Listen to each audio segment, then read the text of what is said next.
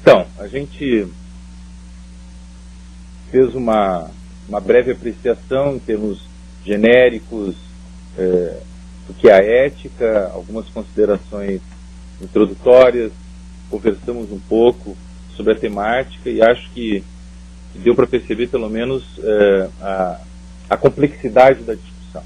Acho que isso é talvez a primeira percepção que a gente deveria ter nessa discussão. Ou seja, como diz o Aristóteles, não é fácil ser virtuoso, empresta, dá-se dinheiro, quais são as condições que nos ajudam a tomar decisões corretas. Em todo caso, o problema da ética é como nós decidimos o que fazer do ponto de vista da boa ação, no sentido de sermos justos. Então, eu dizia para vocês, antes do intervalo, algumas perspectivas do pensamento ocidental a gente poderia considerar aqui, e eu estava tentando apresentar para vocês, ainda muito introdutoriamente, a perspectiva do Aristóteles. Ou seja, como é que o Aristóteles acha, qual é o mecanismo, digamos assim, mental que nós utilizamos para nos tornarmos bons ou melhores do que nós somos. Ou seja, qual é a forma, qual é o método, ou qual é a maquinaria, vamos chamar assim, prefiro dizer assim, que cada autor nos propõe no sentido de nos tornar éticos. Ou seja, no sentido de que a nossa percepção sobre a nossa ação no mundo é ética. Ou seja, como é que eu posso saber que a minha ação ela é realmente uma boa ação? Como é que eu posso saber que a minha conduta é uma conduta correta? E o Aristóteles, então, como eu dizia, ele vai propor uma ideia de que a virtude é uma disposição de caráter entre dois vícios, o vício do excesso e o vício do meio termo. Como é que funciona isso para Aristóteles? Tá? A virtude como meio termo e o vício da carência. Então a virtude é o meio termo entre o vício do excesso e o vício da carência. Como é que a gente entende isso? Um exemplo interessante que o Aristóteles dá, assim, só para começar essa discussão.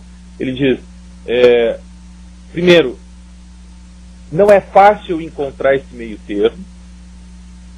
E segundo, cada um tem que escolher por si qual é o seu meio termo apropriado. Então, porque para cada um vai ser um determinado meio termo. Então, tomamos um exemplo que ele dá na introdução dessa discussão. O exemplo da alimentação, que é muito banal e simples de entender. Primeiro, a dificuldade de encontrar o meio termo.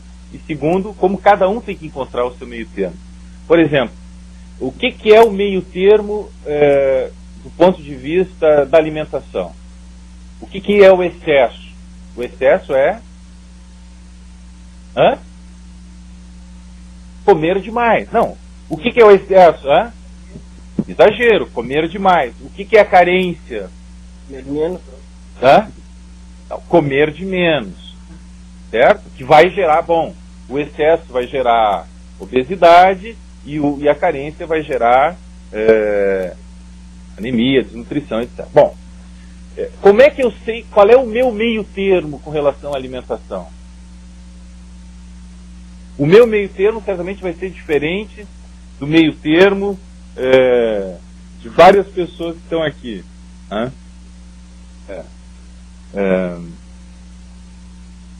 O meio termo do Tiago vai ser diferente do meio termo do, sei lá, deixa eu pegar aqui um mais alto, o Charles, por exemplo, ou o Jean, por exemplo. Cada um de nós tem um meio termo. O meio termo do Tiago vai ser certamente diferente do meio termo do Charles. Por quê? Porque se o Tiago quiser comer a mesma quantidade de comida que o Charles come, provavelmente o Tiago vai engordar demais. Ou não. O Charles, porque ou o Ismael, que é mais robusto. Ou seja, se o meio termo do Ismael for o mesmo meio termo do Ramiro, o que vai acontecer? O que acontece se o meio termo do Ismael for o mesmo meio termo do Ramiro? O Ismael vai morrer de fome e o Ramiro vai aumentar o peso dele. Ou seja, cada um tem que encontrar, do ponto de vista estrito da alimentação, qual é o seu meio termo. Porque o meio termo de um certamente não é o mesmo meio termo de outro. Esse exemplo, um exemplo banal, mas serve para ilustrar o quê? Serve para ilustrar que cada um tem que encontrar por si o seu meio termo. E que não existe um meio termo que nós poderíamos aplicar a todas as pessoas em todas as condições. Então, não é definido. Não é definido. O meio termo nunca é definido. Ele não é definido, exatamente. Ele vai ser definido por ti mesmo na tua ação concreta. Como o limite de cada um é diferente, o meio termo vai ser diferente. Exatamente. Então, se nós quisermos ser virtuosos, nós deveríamos procurar o meio termo entre esses dois vícios, do excesso e da carência. Por exemplo, um outro exemplo para ajudar a pensar isso aqui, é a virtude da coragem. O que é a virtude da coragem? Ela é o meio termo entre quem? Entre o que tem excesso de medo ou carência de bravura, porque a coragem é o meio termo relativo à bravura. Então, aquele que tem carência de bravura é o covarde. E aquele que tem excesso de bravura é o quase morto, quase defunto. O Aristóteles usa o termo temeridade. Aquele que se excede na coragem é o temerário, ou seja, se excede na coragem não tem medo de nada. Ó, a Lenara mandou um e-mail aqui para nós. Lenara ou eu?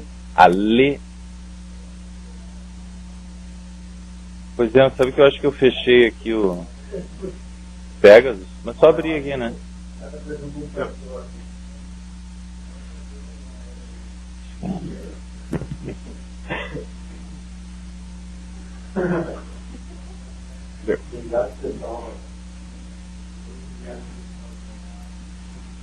Vamos ver o que a Lenara está escrevendo para nós aqui. Ah, tá. Ela só está dizendo que começou a assistir agora porque o voo dela atrasou, mas está conseguindo ver legal o que está rolando aí e está mandando um abraço para nós. E pediu para divulgar o workshop do dia 30. Tá? Peraí, fala aí. É uma história em quadrinhos que vai ser feita simultaneamente em 3 cidades do... tá aqui, ó. Em 3 cidades do mundo. Na câmera. Portland, Nova York e Porto Alegre, não no estilo, né? Presente.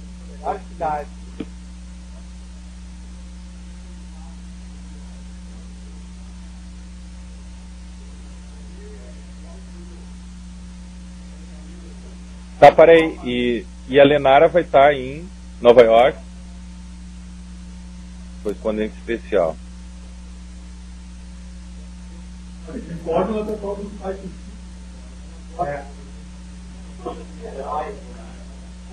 Tudo bem. Então tá, Lenara, um abraço aí pra ti. O pessoal tá mandando um abraço também.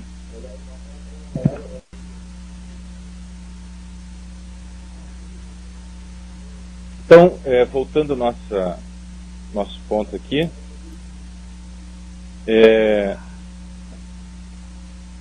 diz o Aristóteles, então se nós queremos ser virtuosos, nós deveríamos procurar o meio termo entre esses vícios. E eu estava falando da coragem, então, por exemplo, o homem de coragem é um homem que teme coisas também. O homem de coragem não é o que não teme nada, porque o que não teme nada é o morto, como vocês falaram, porque ele certamente vai morrer muito brevemente, certo?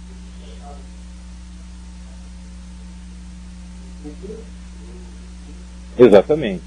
Agora, por que é tão difícil, para encerrar o Aristóteles, depois eu retomo ele aí mais focado, por que é tão difícil, na medida em que é tão difícil encontrar o meio termo, porque a gente não... O que é o meio termo entre a covardia e a temeridade? É difícil tu dimensionar, depende muito da situação.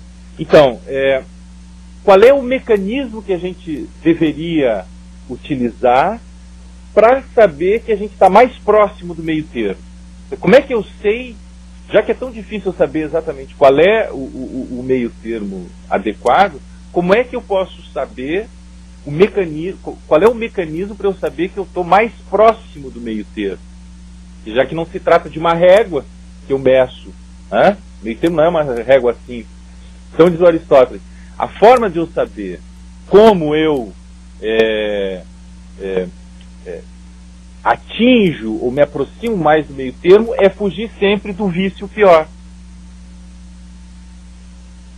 Exemplo da coragem.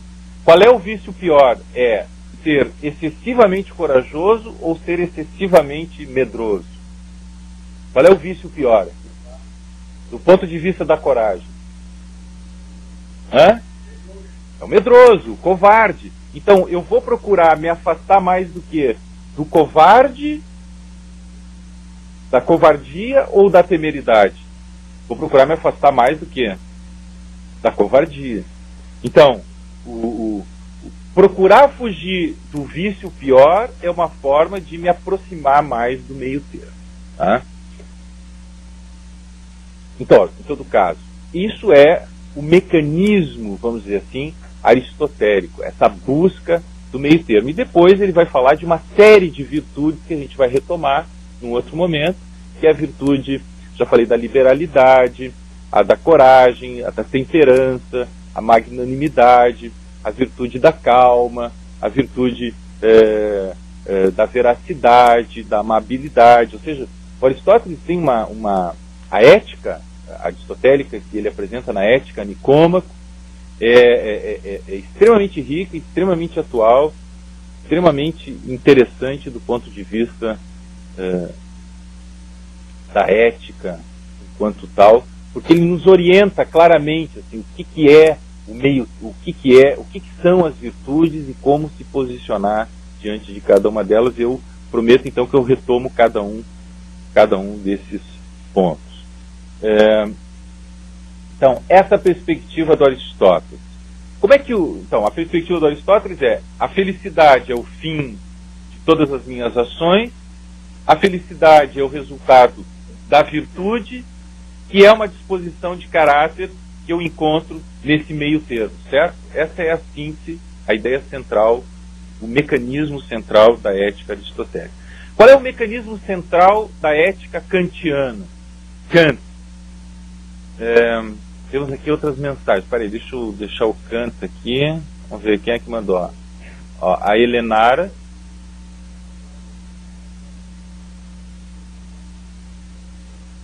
Olha aqui, ó. A Helenara está dizendo o seguinte, que na verdade as mensagens que eu li como se fosse do Gustavo aqui, ela tinha mandado para ele e o Gustavo deu um forward.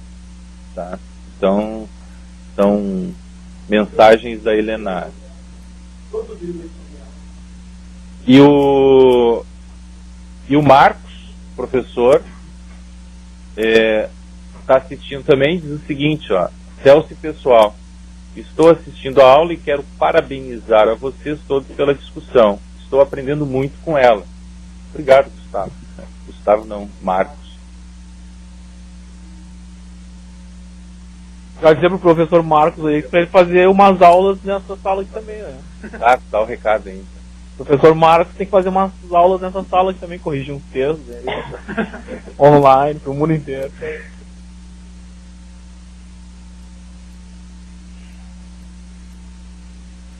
Bom, então eu dizia, como é que o Kant trabalha a possibilidade do agir moral, do agir ético? Qual é o mecanismo que o Kant vai nos propor que deveria nos ajudar a saber se as nossas ações são justas, corretas ou não?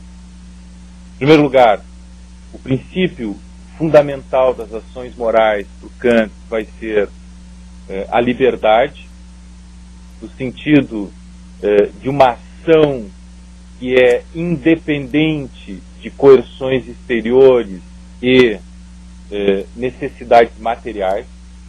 Liberdade aqui, então, no sentido de liberdade da razão diante da vontade. E o mecanismo que ele propõe para nos orientar é o mecanismo, é aquilo que ele chama de imperativo categórico.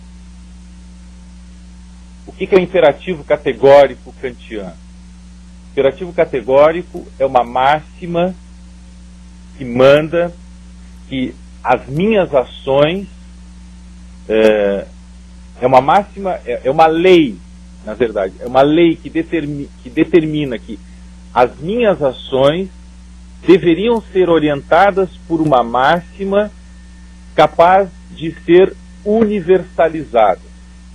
Ou seja, o imperativo categórico manda que a máxima que orienta a minha ação deve ser considerada uma máxima universal, ou seja, como uma máxima válida para todos os seres humanos.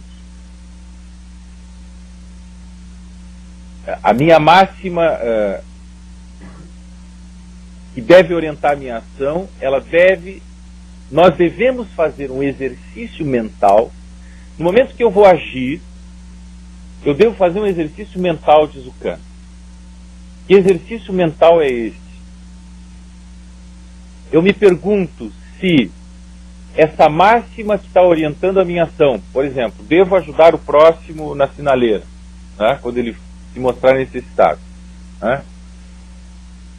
No momento em que eu concebo essa máxima, eu devo universalizar, eu devo fazer uma experiência mental de universalização dessa minha máxima.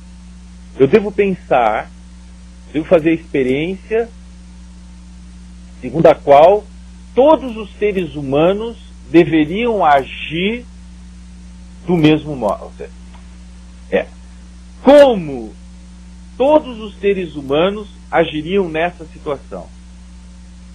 A minha máxima moral, para que ela possa ter validade, ela deve se perguntar o que a humanidade enquanto tal, o que todos os seres humanos fariam numa determinada situação. Em parte. Em parte. Sim, em parte não. Mas não chega a ser exatamente uma utopia. Porque nós somos livres, diz o Kant, para agir segundo a razão.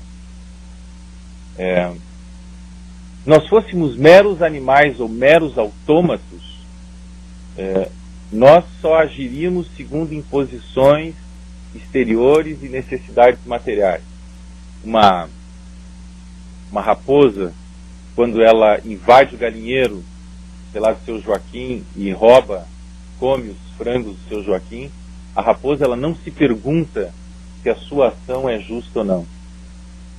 Porque ela está agindo segundo necessidades materiais. Ela está com fome, certo? Os seres humanos, mesmo que eles venham a roubar o frango do vizinho, eles se perguntam, é certo ou errado esta ação? Portanto, para o Kant, no momento em que eu me pergunto sobre a correção ou incorreção da minha ação, eu demonstro com isso que eu sou capaz de agir independentemente de coerções materiais ou exteriores.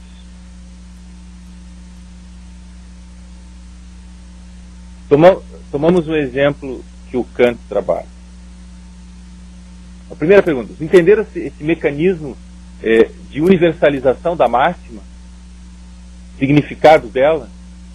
A minha ação ela só tem validade no momento em que eu considero que todos os seres humanos realizariam a mesma ação naquele momento. Porque eu não posso tomar uma decisão e dizer o seguinte: não, eu posso fazer isso, mas os outros não. Hã? De algum modo, sim. De algum modo, sim. Hã? De algum modo, sim. Só que a experiência mental é se perguntar o que todos os seres humanos fariam naquela situação. Como uma experiência hipotética, obviamente. Que o Nietzsche vai dizer que é uma grande prepotência do indivíduo, porque ninguém é capaz de pensar o que todos os seres humanos fariam naquela determinada circunstância. Mas, em todo caso, não deixa de ser interessante. Agora, eu queria dar um exemplo para vocês, para tentar entender um pouco melhor isso. O que é agir segundo a liberdade, independentemente de coerções exteriores ou materiais?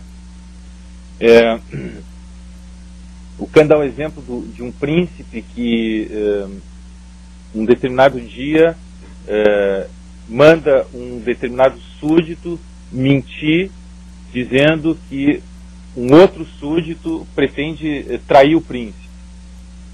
Né? E o príncipe diz o seguinte: olha, se tu tens que dizer, Gibran, que o Tiago é um traidor, e porque senão, se tu não disser isso amanhã perante o júri, tu está condenado à morte. Vem do príncipe. Então, na manhã seguinte, tu vai ter que mentir pro juiz, dizendo que o Tiago é culpado de alta traição ao príncipe. Porque o príncipe quer um motivo para eliminar o Tiago. Hã? Então, olha aqui, o exemplo é esse. Se o Gibran, no dia seguinte, mentir, ele está agindo segundo a liberdade ou ele está agindo segundo uma coerção exterior? Segundo uma coerção exterior. Portanto, a ação do Gibran não é absolutamente uma ação ética. Para que ele agisse eticamente, ele deveria agir segundo a liberdade e, portanto, não segundo uma coerção material. Nem o argumento porque eu quero viver é válido para o Kant. A única possibilidade do teu agir ético seria tu dizer a verdade. O que tu diria no dia seguinte? Não importando o que for. O resultado... Por isso que o Kant, a moral kantiana vai ser uma moral extremamente austera do ponto de vista dos nossos desejos e das nossas necessidades. Não interessa a nossa felicidade pessoal para o Kant. Para o Kant isso não é um problema importante. No caso seria se manter vivo, mentir e continuar vivo, roubar o frango do vizinho e se alimentar. O Kant não aceita a vontade, não aceita os instintos, não aceita a necessidade como princípio de conduta moral. O único princípio de conduta moral aceitável é aquele que nós realizamos segundo a liberdade da razão. Ora, o que eu quero dizer com isso? É que se o Gibran, mesmo que o Gibran venha a mentir na manhã seguinte, mesmo que venhas a mentir, e portanto vai salvar a tua pele e vai condenar uma pessoa inocente, o exemplo que eu quero que o Kant trabalhe é o seguinte: é que se no decurso da noite,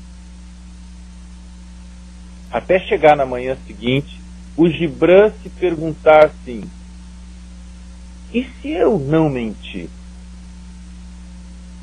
Se ele fosse um mero autômato, ele nem ia se perguntar se ele mentiria ou não. Se ele fosse um mero animal, que alguém mandasse ele fazer, ele ia lá e faria, certo? Mas como ele é um animal racional, ele vai, eventualmente, ele vai pensar: mas e se eu não mentir? E se eu, por acaso, disser a verdade, o que pode acontecer? O que o Kant vai dizer é: esse fato da razão, ele chama esse cogitar, ele chama de um fato da razão, demonstra a possibilidade do agir segundo a razão. Por isso que não é uma mera utopia, conforme tu colocaste antes. Porque eu posso agir segundo a razão. E a prova de que eu posso agir segundo a razão é o fato da razão. É eu me perguntar, e se eu não mentisse? Porque eu sou um animal racional, eu não ajo só segundo os meus impulsos e as minhas necessidades, diz o Kant. É claro que o Kant reconhece que boa parte dos seres humanos mentem, etc, etc. Mas ele reconhece nesse fato da razão eu perguntar, se eu agisse de outro modo? Ele diz, isso prova a possibilidade, isso demonstra a possibilidade do agir segundo a liberdade e, portanto, a possibilidade do agir moral do Kant. Então,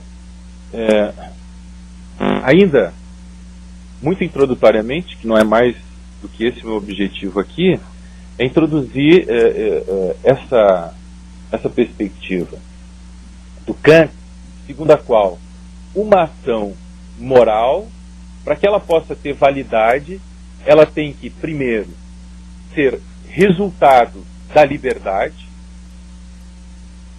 tem que ser uma causa suprassensível, nesse sentido, que não é uma causa sensível, eu não estou agindo segundo necessidade, não estou agindo por uma coerção exterior, então, liberdade nessa direção, né? Porque então eu sou responsável por aquilo que eu estou fazendo. Eu digo, mente, está dizendo, não, mas foi ele que mandou eu mentir, certo? E em segundo lugar, a perspectiva kantiana implica numa universalização da minha máxima.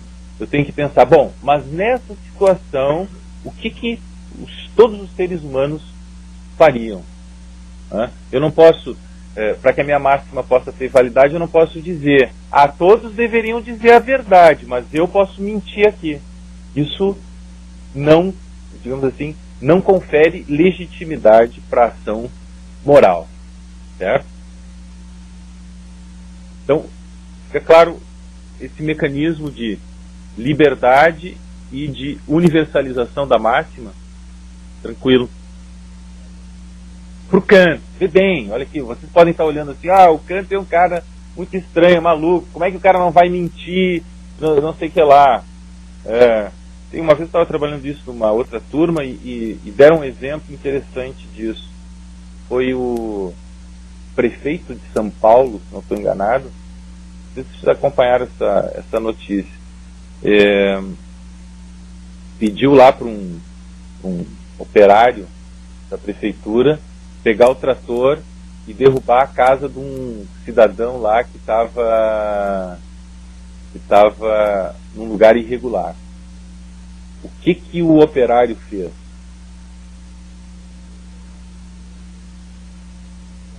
Tu viu essa notícia? Faz um tempo já. Faz mais, eu acho. Ele desceu da patrulha e não executou a ordem. Ou seja, o operário esse da prefeitura é prova concreta do fato da razão. Ele disse, olha, eu vi aquela casa, me botei no lugar do cara e disse, não vou derrubar essa casa. Aí, claro, foi preso, mas depois, como teve repercussão de mídia, alguma coisa assim, o cara foi liberado. Então, vê bem,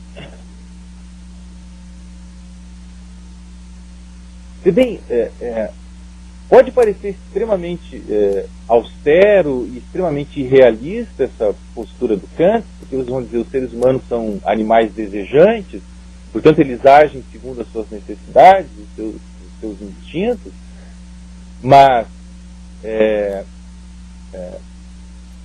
em alguma medida eu acho que em alguns momentos o imperativo categórico e essa noção de liberdade pode nos ajudar a tomar determinadas decisões na nossa vida. Estou convencido disso.